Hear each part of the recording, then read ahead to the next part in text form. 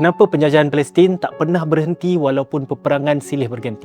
Saya sendiri terkejut apabila mengetahui bahawa penjajahan bukan sekadar melalui bom dan senjata, tetapi melalui bandar, pembangunan dan perubahan penduduk secara perlahan-lahan. Dan yang lebih mengejutkan, strategi yang hampir sama pernah digunakan oleh British di Palestin dan juga di Tanah Melayu. Dan fakta yang paling penting, British bukan sahaja menjajah Palestin, bahkan mereka juga menjadi pemudah cara yang membuka jalan kepada perubuhan negara haram Israel moden. Dan kalau anda fikir penjajahan hanya berlaku apabila tentera masuk menyerang, bahagian ini yang ramai orang tak sedar. Kerana apabila bandar-bandar dikuasai, ekonomi berubah, tanah berpindah tangan dan penduduk asal semakin tersisih. Sebuah bangsa boleh kehilangan kuasa tanpa satu peluru pun dilepaskan. Sebab itu, isu Palestin bukan sekadar kisah yang berlaku di Gaza. Ia juga tentang bagaimana sebuah tanah air boleh berubah wajah sedikit demi sedikit. Dan inilah yang membuatkan saya melihat Palestin dan sejarah Tanah Melayu dengan sudut pandang yang sangat berbeza. Dan sekiranya anda nak faham kenapa Tuan Fahmi Baharudin daripada Iris Institute mengatakan Palestin dan Melayu membawa naratif yang sama, saya nak ajak anda tonton kupasan penuh beliau di YouTube Komuniti Dakwah Tarbiyah.